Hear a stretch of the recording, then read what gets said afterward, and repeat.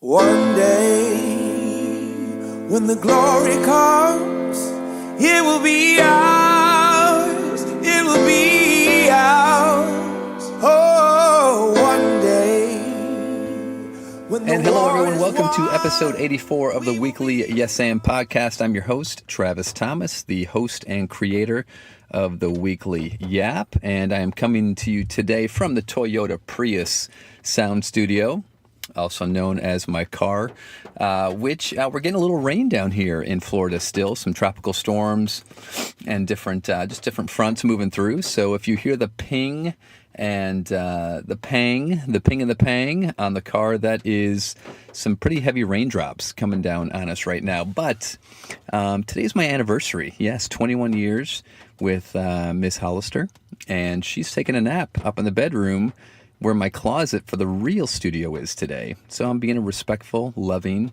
husband for doing this in the Prius. But it's been a couple of weeks since the last weekly Yap, and I wanted to sort of just get back on things to let you know that I've got 3 or 4 interviews lined up for the rest of this month. So the next weekly Yap will probably be an interview again, but this is another solo cast. And I've been on the road for the last few weeks. I was down in Phoenix working with the Chicago Cubs, instructional league players and coaches again.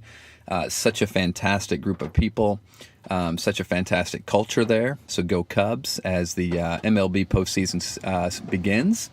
And then I was out in Colorado at the Link School in Buena Vista, Colorado. That's right, Buena Vista, even though it's spelled Buena. Buena Vista, Colorado, working with the Link School students and staff, and had a blast there in the mountains, right there where the collegiate peaks are in Colorado. So I had a ton of fun doing that. Now I'm back home for a week, then off to Michigan to work with the Crim Foundation next week, and trying to get that regular routine back on as far as the Yap and everything else. And so that's where we are today. So the whole idea for today's podcast, which is entitled Conflicted Leadership, really came about with my wife and I when we were in Colorado last week. And obviously you had the NFL protests that have been going on for the last couple of weeks. The big one happening a few weeks ago with teams standing unified, players taking a knee, owners coming out and standing unified, even Jerry Jones taking a knee, even though it wasn't really the protest knee, but it was him still taking a knee of solidarity and unity amongst players.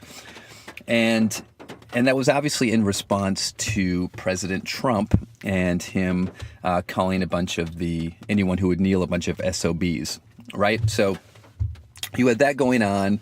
And so I was thinking about this idea of conflicted leadership and wanted to talk about that today. And then the Las Vegas tragedy happened. And although it felt like maybe that's 2 different podcasts, I wanted to talk to it as one because I still feel like in our country and from a leadership standpoint, what we don't have is this sense of conflicted leadership. And when I say conflicted leadership, I mean that as a positive, and I will talk about that here as we jump in. And so I think the first idea came, there's no surprise here that I did not vote for Trump. Now, this is not meant to be a political discussion, but more of a leadership discussion. As I get into this, as I talk about Las Vegas, I am not talking politics. I am talking character. I'm talking leadership skills and how we need a much higher sense of leadership if we are going to tackle some of these bigger problems that we have. So please don't think that I'm standing on a political soapbox. I'm not. I'm simply talking about things from a leadership standpoint, whether you're conservative, liberal, anywhere in between. So I'm talking leadership, not politics. But I was thinking about this idea of what great leaders do. Great leaders inspire action, right? Great leaders inspire hope. That was the whole thing from Reagan to Carter, right? For the first time in Carter's administration, the American people did not feel that the next 4 years would be better. So Reagan sort of took over on this idea of, that he could create progress based on hope, based on whether you agree with that or not, right? So he came in on this message of hope. So great leaders inspire hope. Great leaders unify through finding connection points by expressing empathy.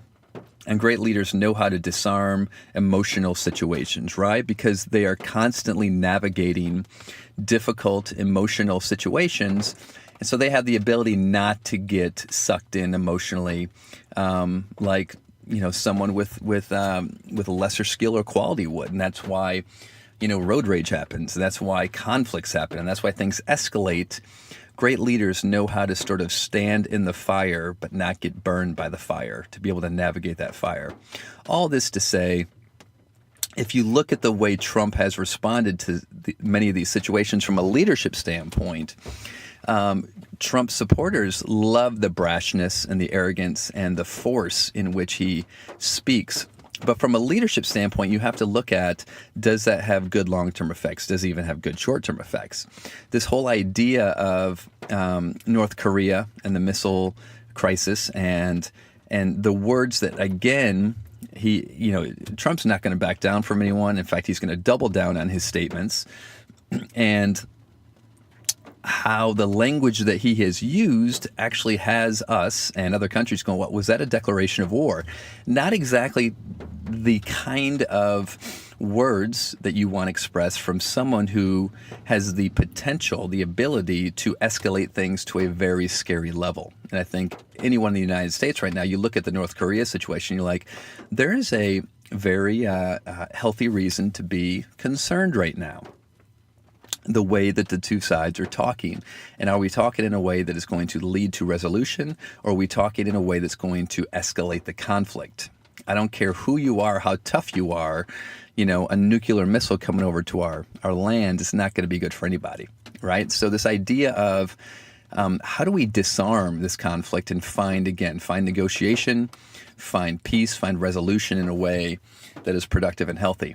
And then obviously with the whole NFL and again, being at a rally and getting so charged by the audience, again, an emotional charge that he went off script and did this whole, anyone who would kneel, those SOBs, they should be kicked or fired, which led to, again, the whole NFL owners, including many of those who are huge Trump supporters and players, many of which who are not, coming together in unity to stand with each other against those offensive remarks. Right? So this whole idea of, again, allowing yourself to get to basically, he's constantly kicking the bee's nest. And I know probably from a personality standpoint, he likes that. It keeps him in the news. But when you look at, we are the ones as the citizens of this country who have to live with one another. And it's not exactly creating an atmosphere of people wanting to come together and talk as much as it's just heightening the divisiveness. It's heightening the differences that we have in opinion. And it's just heightening that to a level of tension and aggression where, again, nothing good is going to come from that, And then you have the recent visit to Puerto Rico and his comments to the Puerto Rican mayor. And again, just not that level of empathy or sympathy or compassion that other leaders have been able to share in the past, whether you have agreed with them as people or not. And so I look at this idea of conflicted leadership. And what I mean by conflicted leadership is we need leaders who don't pretend to have all the answers. Think about that for a second. We need coaches, we need managers, we need spouses, we need teachers, we need presidents and politicians who don't pretend to know all the answers, because guess what? They don't have them. None of us do. So we're not electing people who should have the answers. What we're doing is that we're electing people who we feel can facilitate discussions and facilitate collaboration and facilitate hope, action, connection, empathy, where solutions are found. But we're not going to get that in a leader. So what we need leaders who are conflicted with the situations that they are confronted with. We need leaders who can say, I don't have all the answers, but together we will figure this out. We need leaders who have the ability to say, I don't know, or I'm sorry, or I need help. That's what real leadership is. Leadership is not pretending to have all the answers, because when you pretend to have all the answers, right, A, you're setting yourself up for tremendous fail, and B, why would anyone pretend to have all of the answers? And so again, whether it's Trump or whether it's anyone else who stands up and with such brazen arrogance, pretends to have all of the answers and just brushes aside any disagreements, it sets us up for tremendous conflict. It also sets us up, again, it just keeps reinforcing that there are two sides here when there are not. There are not two sides to these politics. There are not two sides to any of these issues. Taking a knee does not make you anti-patriot, anti-police, anti-military. There's not two sides to this. There are many, many sides to all of these conflicts, and we keep turning it into a two-side issue, which it is not. Great leaders have the ability to recognize the complexity of all of the different sides and create a conversation and a dialogue where we can address all of these sides without further widening the gap between the people who feel like they are at opposition with one another, which only leads us to Las Vegas. And so, I was heartbroken. I was, in tears, devastated from the news in Las Vegas to see that there's been another mass shooting, to see the tragedy of this. And immediately we go to our go-tos, right? We go to, I'm either anti-gun or I'm pro-gun. We need more gun policy. We need less gun policy. It's not about gun policy. It's about this. We immediately turn this into politics where there is absolutely practical steps that we need to take. There are absolutely practical steps that we need to take legally to make this more difficult. Yes. So it turns into a political situation. But the answer and the solution is not political. Again, this is back to conflicted leadership.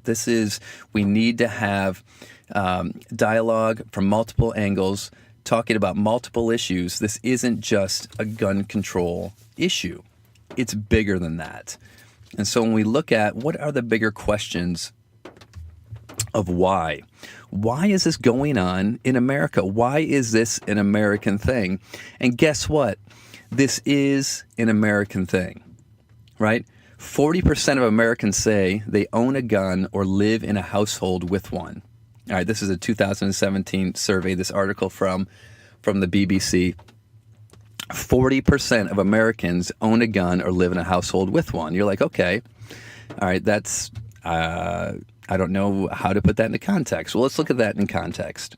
All right, there were 11,000 deaths as a result of murder or manslaughter involving a firearm in 2016. So let's look at an international comparison of gun-related killings as a percentage of all homicides, right? So an international comparison of gun-related killings as a percentage of all homicides. The U.S. leads 64%. 64% of all homicides are gun-related. Canada, less than half of that. Actually, more than half of that, 30.5%. Australia, 13%. Then England and Wales combined, 4.5%. Look at that for a second. Right? These are 5 countries, Wales. These are 4 and 5 countries that are first world countries that have a lot in common with our values, with American culture. They have the same TV shows. They have the same commercial influences. We're at 64%. Australia is at 13%. England and Wales, 4.5%. So what is going on in the American psyche why America? What is it about our beliefs, our values, our principles that lead to this violence? Look at this stat. These are the top 10 civilian gun-owning countries. So based on for every 100 residents, right? For every 100 residents, this is how many people own guns. In the United States, nearly 90%, just under 90. So just under 90 of every 100 residents in the U.S., right, gun owning, firearms per 100 residents. Second to us at almost 90, second to us is at about 55, Yemen. And then comes Switzerland at about 45, Finland at about 44. We are nearly 90. The closest one to us is at 55, and it's Yemen. And so we have to be able to look at things from a cultural standpoint, not a legislative or legal standpoint. Those those are the places where you create laws and rules that support our culture. And so the bigger question is, why do we have a culture, right, where violence is so prevalent? And why do we have a culture that has such a desire and a need to feel that we need guns, that we need firearms? And I'm not judging anyone who has one or wants one or enjoys shooting it, but we have to look at what is it about our culture that supports that. What is it about our culture that has caused so much anger, frustration, and a total sense of helplessness, where gun violence is such a prevalent response, where suicide is such a prevalent response, and our desire, right? Our desire to want to own firearms. That was my Michigan accent there for a second. Firearms, and to make them so prevalent. So when I think about flawed leadership, I don't need someone standing in front of me, whether it's a president, whether it's a Democrat, whether it's the NRA, whether it is anybody standing in front of me telling me this is what we need to do. What we need to do, again, is have this sense of conflicted leadership where this isn't a political issue. This isn't about politics. This isn't about who you voted for. This is about us as a culture coming together and asking bigger questions. What is it about our society? What picture have we painted? What idea have we painted as far as what happiness looks like? As far as what success looks like in our country? As far as what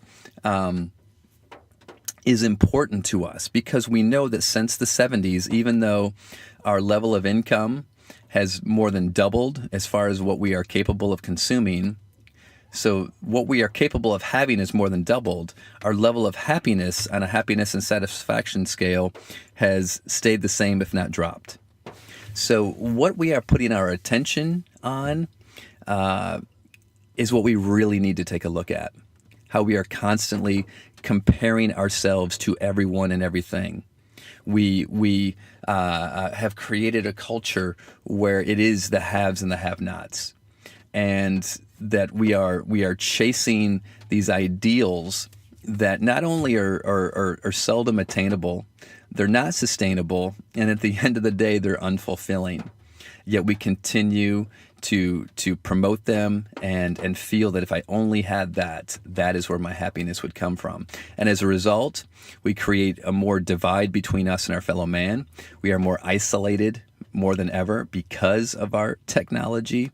And instead of looking inward for answers and solutions and happiness, we are bombarded with every stimulation that says happiness is outside of us. And if we can't achieve that level of external happiness or extrinsic goals, then we're not good enough. And therefore, I'm not worthy. Therefore, I need more stimulation. I need more excess. I need more, which, again, we are a society of consumption, of consumerism.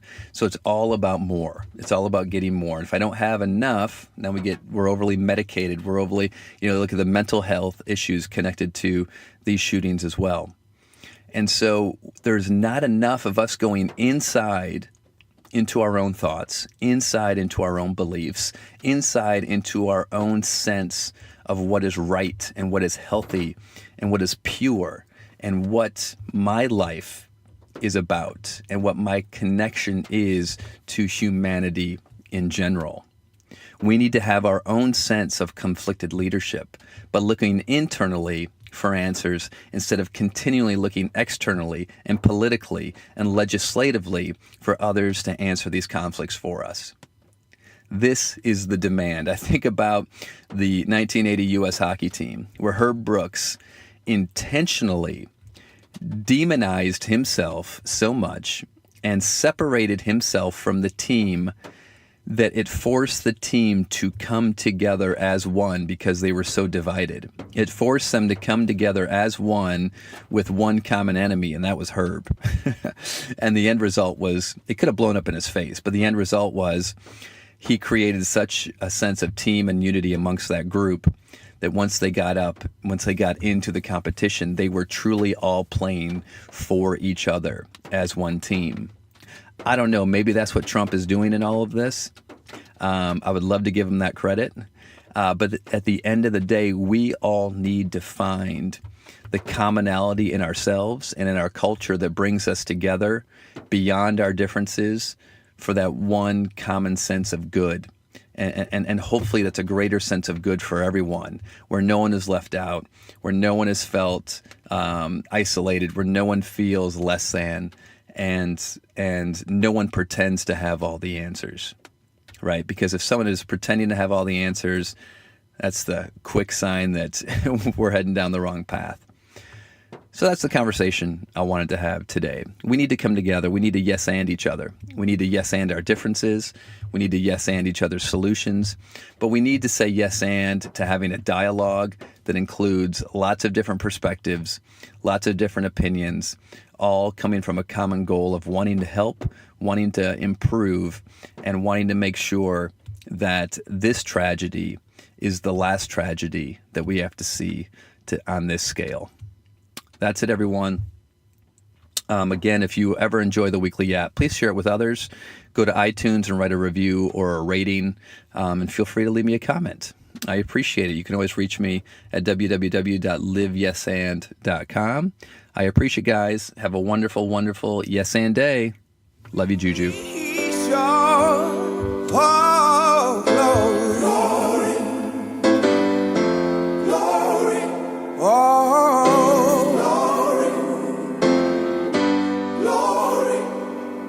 Hands to the heavens, no man, no weapon formed against, yes, glory is destined.